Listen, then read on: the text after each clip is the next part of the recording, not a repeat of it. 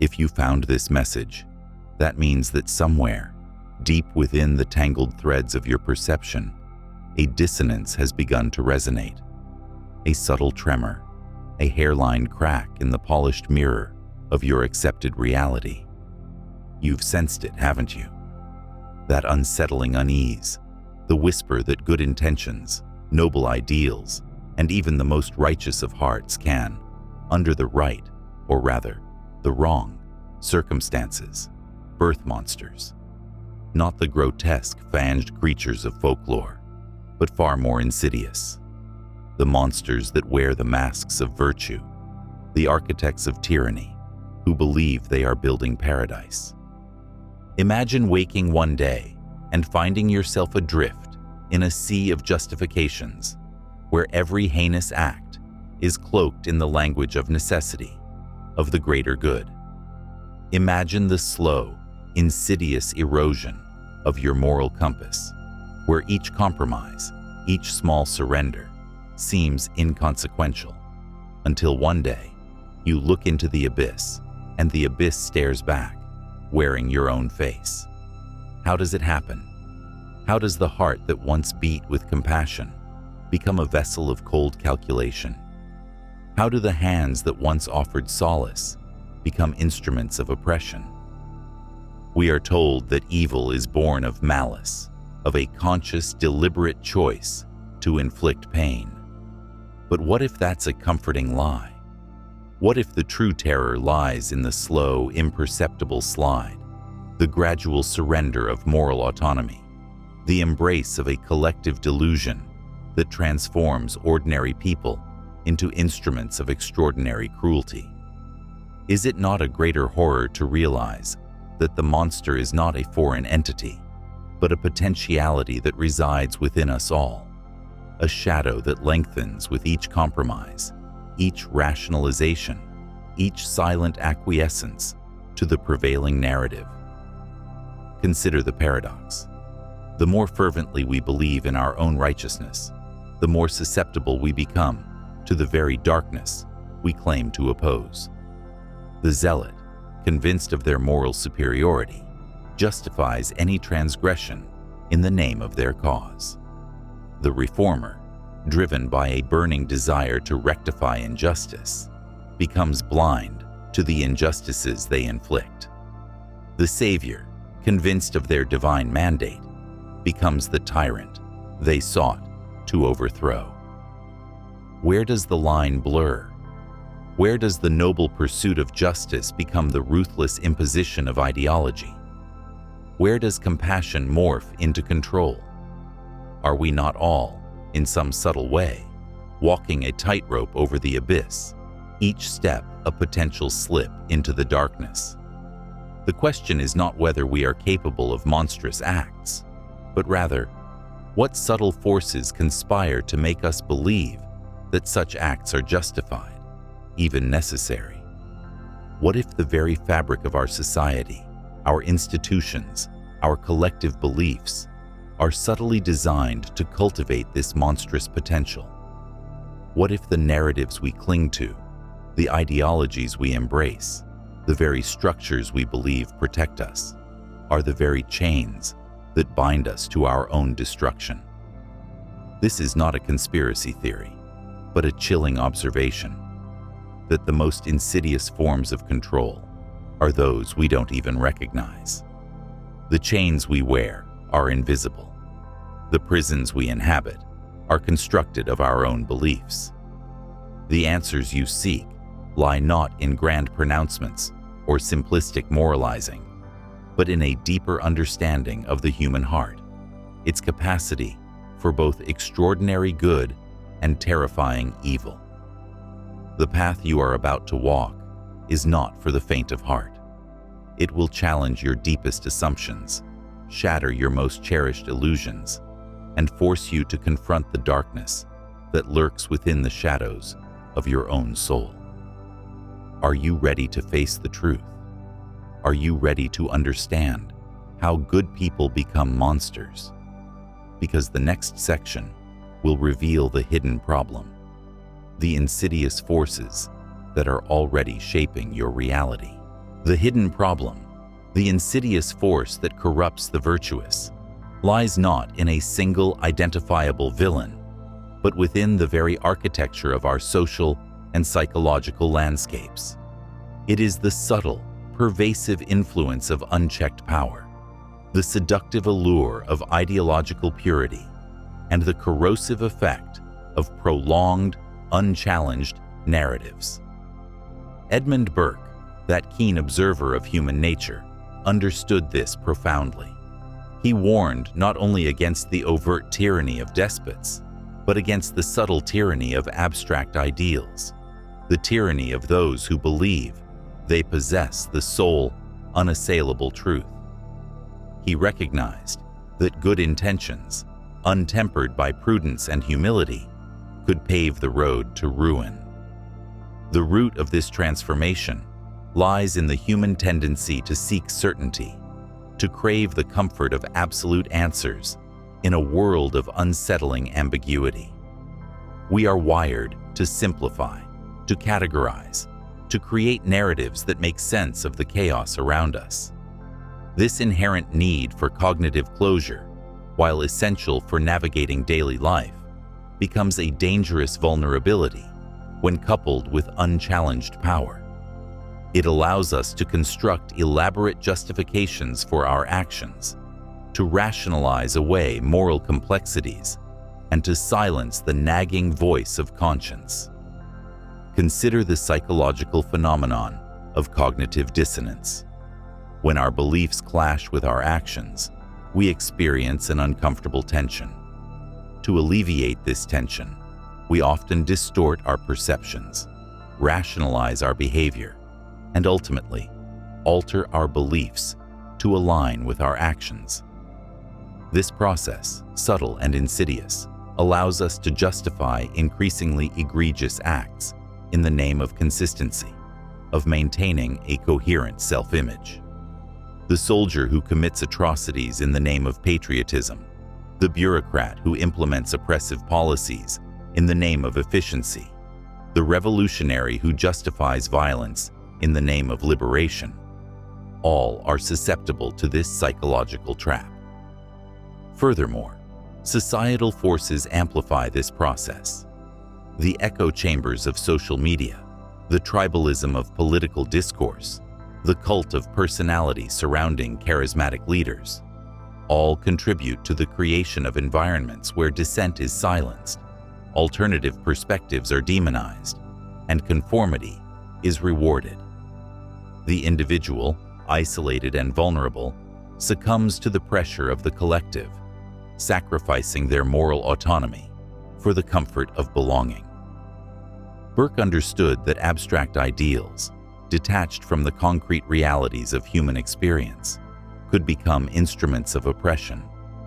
He warned against the dangers of utopian visions, the seductive promise of a perfect society that justifies the suppression of individual liberties in the name of collective progress. The pursuit of an abstract ideal, untethered to the complexities of human nature, inevitably leads to the dehumanization of those who do not conform. This dehumanization is the crucial step in the transformation of good people into monsters. Once we strip others of their humanity, once we reduce them to abstract categories, enemies, infidels, undesirables, we absolve ourselves of moral responsibility. We can inflict pain, inflict suffering, inflict death, without feeling the weight of conscience. We become instruments of a larger purpose, a cog in a machine, a vessel for an ideology that transcends individual morality. The insidious nature of this process lies in its gradualism. It is not a sudden, dramatic transformation, but a slow, imperceptible erosion of moral boundaries. Each small compromise, each silent acquiescence, each rationalization weakens our moral defenses until we find ourselves standing on the precipice of an abyss, staring into the darkness we once condemned. The very virtues we once cherished, loyalty, obedience, zeal, become the instruments of our own corruption. The next section will reveal the unseen consequences of this insidious process, the subtle ways it shapes our personal and societal realities, and the urgent need to break free from its grip. The consequences are far deeper than you may imagine, and they are already shaping your world. The unseen consequences of this subtle corruption extend far beyond the individual, silently shaping the very fabric of our personal and societal realities. It's a creeping malaise, a slow-acting poison that distorts our perceptions, erodes our empathy, and ultimately compromises our ability to distinguish between right and wrong. This unseen trap, rooted in cognitive biases and cultural conditioning, operates at a level so profound that we often remain blissfully unaware of its influence. Consider the cognitive bias known as moral licensing. We tend to justify unethical behavior after performing a good deed, as if the act of virtue grants us a license to transgress.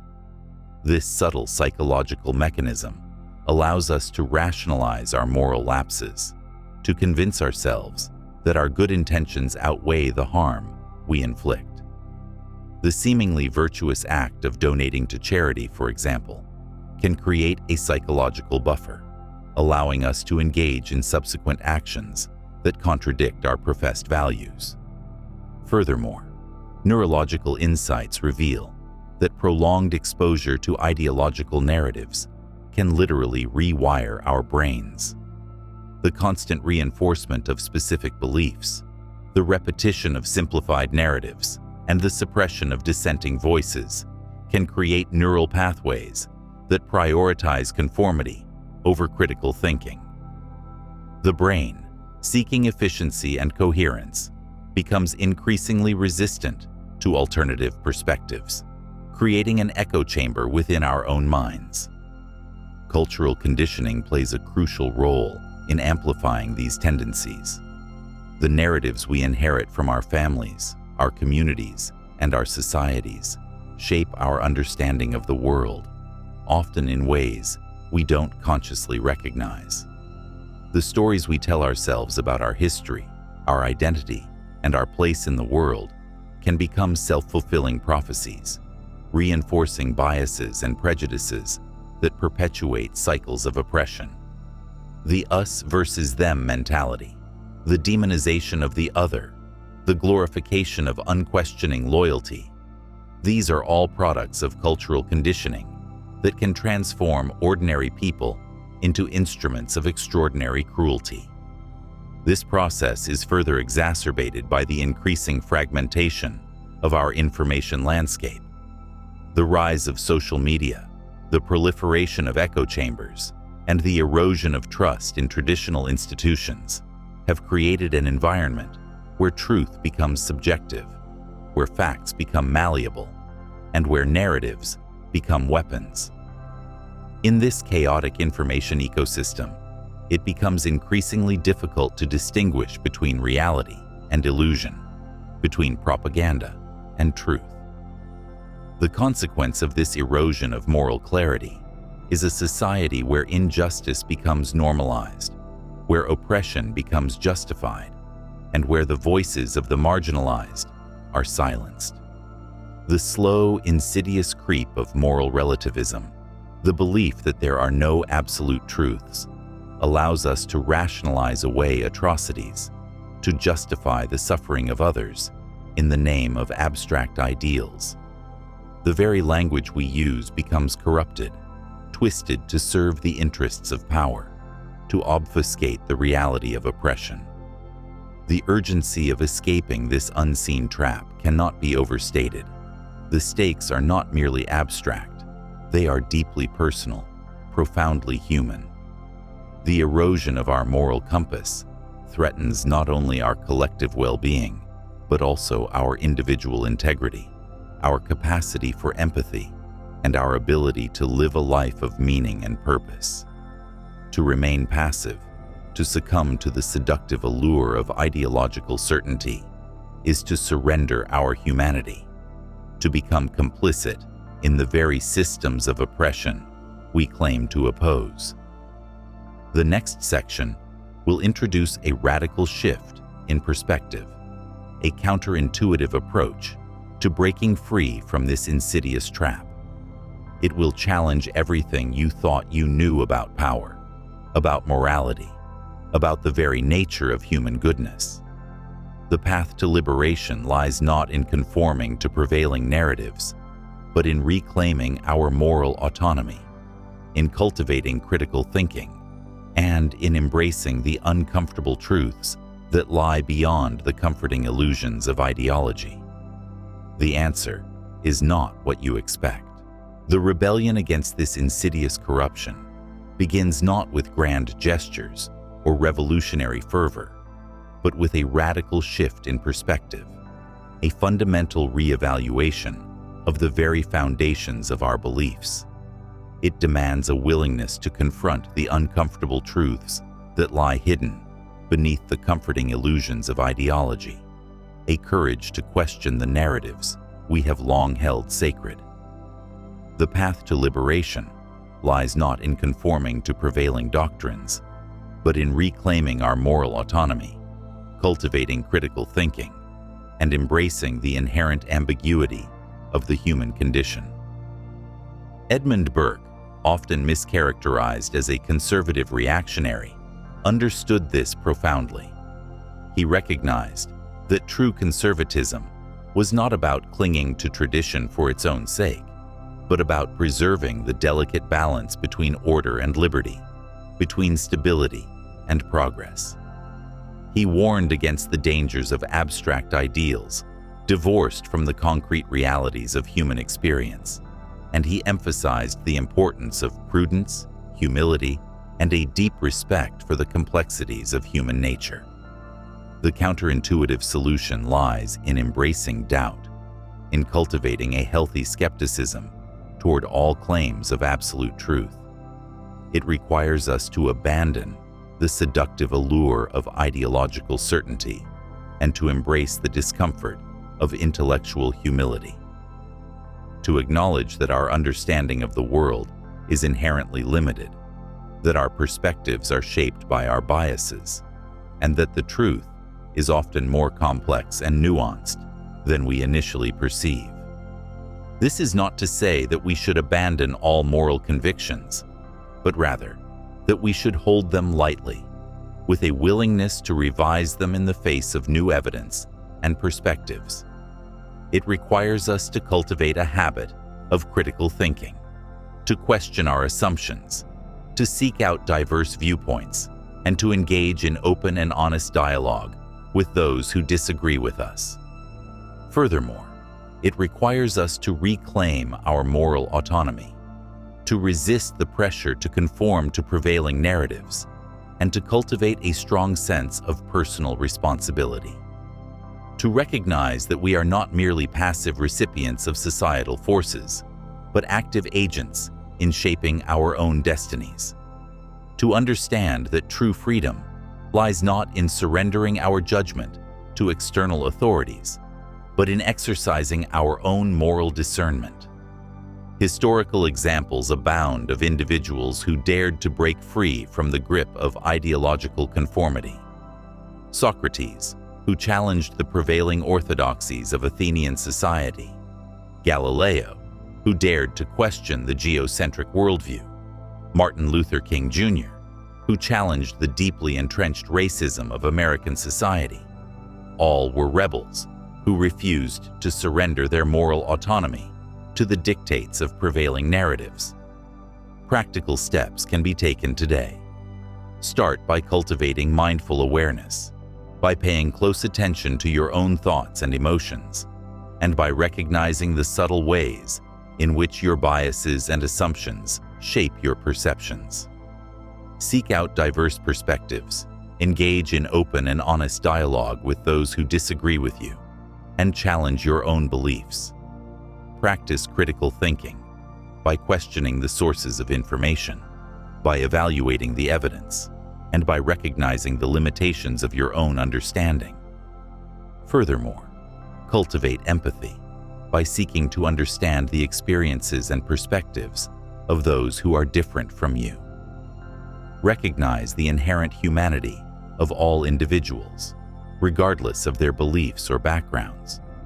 Resist the temptation to dehumanize those who disagree with you, and remember that even those who commit monstrous acts are ultimately human beings, driven by complex motivations and shaped by complex circumstances. Finally, reclaim your moral autonomy by refusing to surrender your judgment to external authorities. Recognize that you are responsible for your own actions and that you have the power to choose your own path. Cultivate a strong sense of personal responsibility and resist the temptation to rationalize away your moral lapses. This path is not easy. It requires courage, resilience, and a willingness to confront the darkness within ourselves and within the world around us. But it is the only path to true liberation, the only way to break free from the insidious grip of ideological corruption. The next section will reveal the ultimate truth, the final and most powerful realization that will redefine how you see reality. The ultimate truth, the final and most powerful realization that redefines reality, is this: the battle against monstrous tendencies is not an external war against some other evil, but an internal struggle for self-mastery. It is the recognition that the potential for both extraordinary good and terrifying evil resides within each of us, and that the line between them is not a fixed boundary, but a constantly shifting landscape. We are not born monsters, nor are we born saints. We are born with the capacity for both, and the choices we make, the narratives we embrace, and the environments we inhabit determine which path we follow. This realization is not meant to inspire fear, but rather to cultivate a profound sense of responsibility. It is the understanding that our actions, no matter how small or seemingly insignificant, have consequences that ripple outwards, shaping not only our own lives, but the lives of those around us. It is the recognition that we are all interconnected, that our fates are intertwined, and that the choices we make today will determine the kind of world we inhabit tomorrow. The paradigm shift lies in moving away from the simplistic binary of good versus evil and embracing the complex, nuanced reality of human nature. It is the recognition that morality is not a static state, but a dynamic process, a constant negotiation between our higher and lower selves. It is the understanding that even the most virtuous individuals are capable of moral lapses, and that even the most hardened criminals possess a spark of humanity. This understanding necessitates a radical shift in our approach to justice. It demands that we move away from punitive measures that seek to punish and isolate, and towards restorative approaches that seek to heal and reintegrate. It requires us to recognize that those who commit monstrous acts are often themselves victims of trauma, oppression, and systemic injustice, and that true justice lies not in inflicting further pain, but in addressing the root causes of their suffering. Furthermore, it demands a profound shift in our understanding of power. It requires us to recognize that power is not inherently corrupting, but that it can be easily abused when unchecked and unchallenged. It requires us to cultivate a healthy skepticism towards all forms of authority, to demand transparency and accountability, and to empower those who have been marginalized and silenced. The final realization is that true liberation lies not in escaping the darkness, but in confronting it, in understanding it, and in transforming it. It is the recognition that the monsters we fear are not external entities, but reflections of our own inner shadows, and that the path to healing lies not in denying their existence, but in integrating them into our wholeness. To embrace this truth is to reclaim our humanity, to transcend the limitations of our conditioned beliefs, and to create a world where compassion, empathy, and justice prevail. It is to recognize that we are not merely passive observers of the human drama, but active participants in shaping its outcome. The struggle is perpetual, the battle never truly won. But within each moment lies the potential to choose, to act, to redefine the course of our own becoming, to recognize the monster within and choose a different path, to understand the darkness and bring forth the light, to see the abyss and choose to build a bridge. Let this understanding haunt you, inspire you, and radically reshape your worldview. Let it be the catalyst for a profound transformation, a journey of self-discovery that leads you to the deepest truths of your own being. And remember, the message you found was never a coincidence. It was a call, a summons to the greatest battle you will ever face.